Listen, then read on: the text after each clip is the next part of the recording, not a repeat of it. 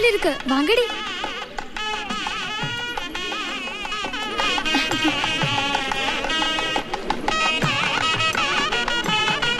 Hi.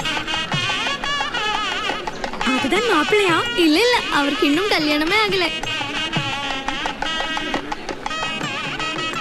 நாட்டாம வந்துட்டாரு. மீனாட்சி கூட்டிட்டு எல்லாரும் கீழே வந்துருங்க.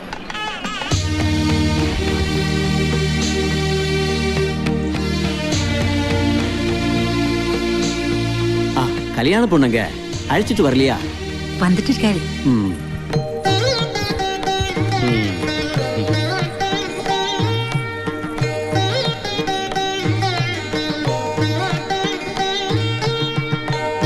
ஆரம்பிக்கலாமா? எங்களுக்கு சம்மதம் தான். உங்களுக்கு சம்மதமா? ஆமாங்க ஐயா. மாப்பிளையோட பெற்றோர்களும் பொண்ணோட பெற்றோர்களும் நிச்சயதார்த்தத்தை ஒப்புக்கொண்டு இந்த தட்டை மாத்தலாம். அதற்கு முன்னால இந்த ஊரு சம்பிரதாயப்படி மாப்பிளையும் பொண்ணும் மனப்பூர்வமான சம்மதத்தை தெரிவிக்க வேண்டும். ஸ்ரீராமலிங்க முதலியார் அவர்களுக்கும் விசாலாட்சி அம்மாவுக்கும் பிறந்த சரவணன் என்ற சரவணலிங்க முதலியாரிடம் கேட்கிறோம். செல்வி மீனாட்சியை கல்யாணம் செய்யறதுக்கு உனக்கு மனப்பூர்வமான சம்மதம் தானே?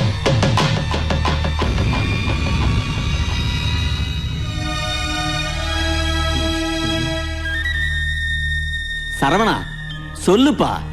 மீனாட்சியை மணமகளாக ஏற்றுக்கொள்ள உனக்கு சம்மதம் தானே? ஏண்டா பேசாம நிக்கிற? சம்மதம் சொல்றதுக்கு ஏன் வெக்கப்படுற? இல்லை.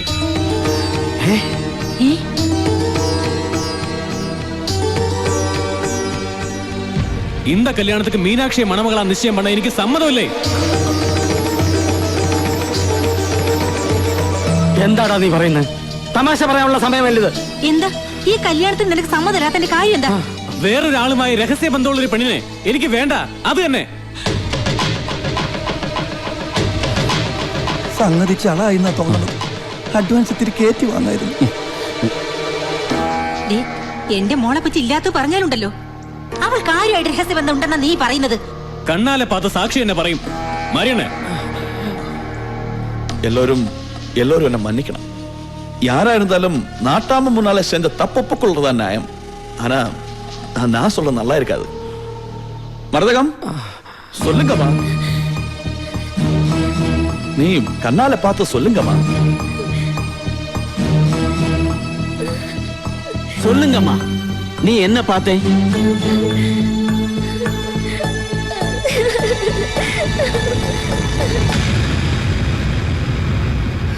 ഞാൻ சொல்றேன்.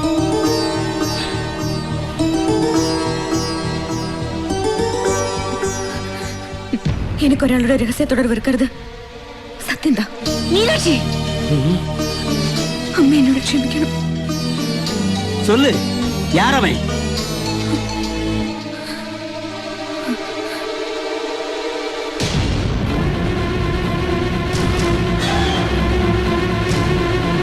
അവர்தான். ഞാനോ?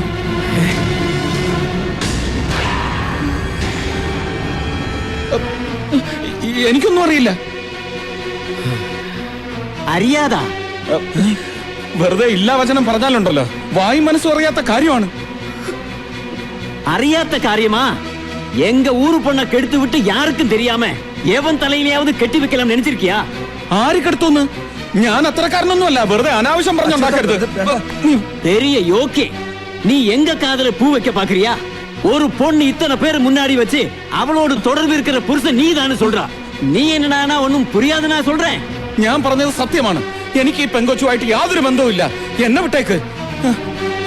വഴിവിടും. ஏய், போய் தூக்கிட்டு வாங்கடா அவனை. இல்லைங்கடா, இங்க இருந்து உனக்கு தப்பிக்க முடியாதுன்னே.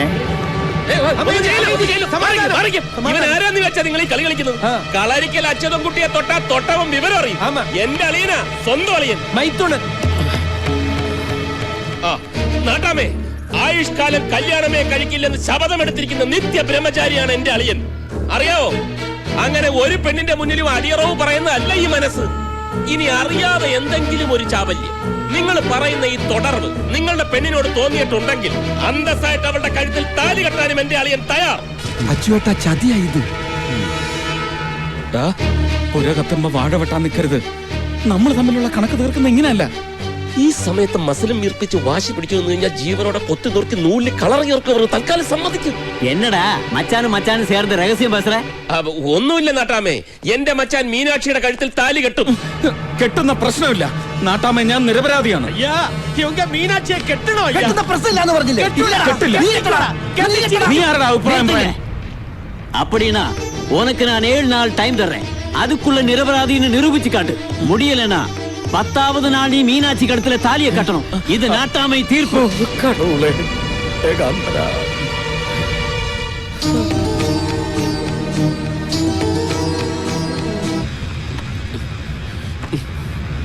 അല്ല, ആ മുതലയാരുടെ മോനെ കൊണ്ട് അവളുടെ കഴുത്തിൽ താലി കെട്ടിച്ച് നജീബിനെ കൊണ്ട് അടിയറവും പറയിപ്പിച്ചിട്ട് നിരപരാധിത്വം തെളിയിച്ചിട്ട് പോകുന്നല്ലേ നല്ലത്. നിരപരാധിത്വം തെളിയിക്കാൻ ഞാൻ എന്താ വല്ല കൊലപാതകം ചെയ്തോ? എങ്കിലെത്ര അന്തസ്സുണ്ടായിരുന്നു.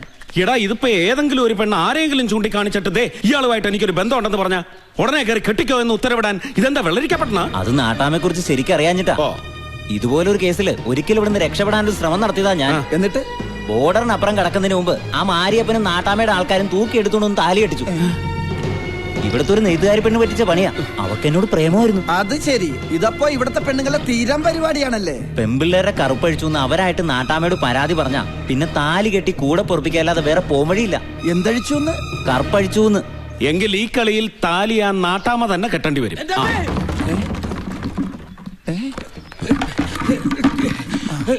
ഞാൻ വെറുതെ കാറ്റ് കൊള്ളാനായിട്ട് ഇതുവഴി നടക്കാൻ ഇറങ്ങിയപ്പോ ഈ ടിന്ന് എന്നെ തട്ടിയിട്ടു. ഈ ടിന്ന് നിന്നെ തട്ടിയിട്ട്? അല്ല, ടിന്ന് എന്നെ തട്ടിയിട്ടാണോ ഞാൻ ടിന്നിനെ തട്ടിയിട്ടാണോ പറഞ്ഞിട്ട് കാര്യമല്ലോ. വീണത് ഞാനല്ലേ. ദാ വരുന്നു, അവിടെ വെയിറ്റ് ചെയ്യ്. അച്ചുവേട്ടാ, അപ്പുറത്തെ കാറ്റ് കൊള്ളാൻ എന്തിനാ അവൻ ഇപ്പുറത്ത് വന്നത്? ഹലോ, ഇവന്മാരൊന്നും കിട്ടുന്നില്ലല്ലോ. ഇനി കല്യാണ മണ്ഡപം നമ്മൾ തന്നെ അലങ്കരിക്കേണ്ടി വരുമോ? പുതുമാപ്പിളെ കൊണ്ട് അലങ്കരിപ്പിക്കുന്നത് ശരിയല്ലല്ലോ. അതിന് മാപ്പിള ഏട്ടൻ തന്നെയാണെന്ന് ഉറപ്പിക്കാറായില്ലല്ലോ. എന്താ ഇത്ര സംശയം?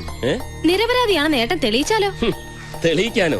ഈ പട്ടണമഠത്തിൽ നജീബ് ഇവിടെ ഉള്ളപ്പോഴോ കുറച്ച് പൊളിക്കും. പ്രശ്നങ്ങളൊന്നുമില്ലാതെ ഇതൊന്നും നടന്നു കിട്ടാൻ കാഞ്ചി കാമാക്ഷിക്ക് പട്ടുസാരിയും വിളക്ക് നേർന്നിട്ടുണ്ട് ഞാൻ. ഒരു പ്രശ്നം ഉണ്ടാവത്തില്ല. നിനക്കെന്ത് പറ്റി? ഒന്നും പറ്റിയില്ല, പറ്റാൻ പോണേ ഉള്ളൂ. അത് ഒന്നുമില്ല, നീ കേട്ടോന്നേ. ഈ ആതിരയുടെ ജാതകത്തിൽ എന്ത് ദോഷം ഉണ്ടെന്നാ പറഞ്ഞേ? വൈധവ്യ ദോഷം എന്ന് വെച്ചാൽ നിനക്കധികം ആയുസില്ലെന്ന്. എനിക്കതൊന്നും വിശ്വാസമില്ല. പക്ഷെ എനിക്കിപ്പോ വിശ്വാസം. എന്താ കാര്യം? നിന്റെ പുന്നാരളി ഇവിടുന്ന് രക്ഷപ്പെടാൻ പോവാ. അയാൾ ഇവിടുന്ന് പോയാൽ നാട്ടാമയും നാട്ടുകാരും ചേർന്ന് നിന്നെ ജീവനോടെ കത്തിക്കും. നിന്നെ മാത്രമല്ല എന്നെയും കത്തിക്കും. എല്ലാം കത്തിച്ചാവരാ. എന്ത് കത്തിക്കുന്ന കാര്യം പറയണത്? അത് ഈ കല്യാണത്തിന് കഥനയും കരിമരുന്നും കത്തിക്കുന്ന കാര്യം പറഞ്ഞതാ. അയ്യോ ഏട്ടൻ, സത്യം പറയണം, ആ പെണ്ണിനെ കൊണ്ട് അന്ന് അങ്ങനെ പറയിച്ചത് നീയല്ലേ? ഞാനല്ല. പിന്നെന്തിനാ എന്റെ നീക്കങ്ങൾ അറിയാൻ നീ അവനെ ചാരനായിട്ട് അയച്ചത്? ഞാൻ പൂ പറിക്കാനായിട്ട്. അത് നേരത്തെ കാറ്റ് വെള്ളം വന്നു പറഞ്ഞു, ഇപ്പൊ പൂ പറിക്കാൻ വന്നു പറഞ്ഞു. കാറ്റുള്ളാന്ന് വിചാരിച്ചു. ദേ, നീ എന്ത് കള്ളക്കളി കളിച്ചാലും ആ പെണ്ണിന്റെ കഴുത്തിൽ താലി കെട്ടിച്ച് എന്നെ തോപ്പിക്കാമെന്ന് വിചാരിക്കണം. ഒരു പെണ്ണിന്റെ കഴുത്തിൽ താലി കെട്ടുന്നത് തോൽവിയല്ല, ജയമാണ്. അതെ, ഒരു ഉത്തരവാദിത്വം ഇല്ലാതെ കറങ്ങി നടന്ന് ഇവൻ ആതിരെ കെട്ടി. അത് ഇവന്റെ ജയമല്ലേ? ഇവൻ ജയിച്ചതല്ല, എന്റെ പെങ്ങൾ എന്നെ തോപ്പിച്ചതാ.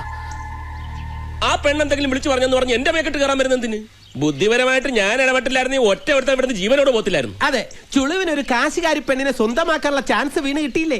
ഞാനായിരുന്നെങ്കിൽ അന്തസ്സായിട്ട് താലിയും കെട്ടിയിട്ട് ഒരു മുതലാർക്കം കൗണ്ടറായിട്ട് ഇവിടെ കഴിഞ്ഞേനെ. അങ്ങനെ ഒരു ആകാശക്കോട്ട ആരും പണിയണ്ട. വേണ്ട, കോട്ട അച്ചുവട്ടം പണിഞ്ഞോ? പണിയല്ല, ചിലരൊക്കെ പണിതത് പൊളിക്കാനാ പോകുന്നത്. പൊളിക്കടാ, സത്യം തെളിയിക്ക്. തെളിയിക്കും. ഒന്നും വേണ്ടാന്ന് വെച്ച് പോകാനൊരുങ്ങിയതാ ഞാൻ. ഇനി ഇതിന്റെ സത്യം തെളിയിച്ചിട്ടേ ഞാൻ പോകൂ. നീയാണ് അവളെ കൊണ്ട് ഈ കള്ളച്ചൂത് കളിപ്പിച്ചതെന്ന് അവള് പറഞ്ഞ ഒരു ഇവന്റ് നടത്താൻ നീ ബാക്കിയുണ്ടാവില്ല. നീ ഉണ്ടാവില്ല.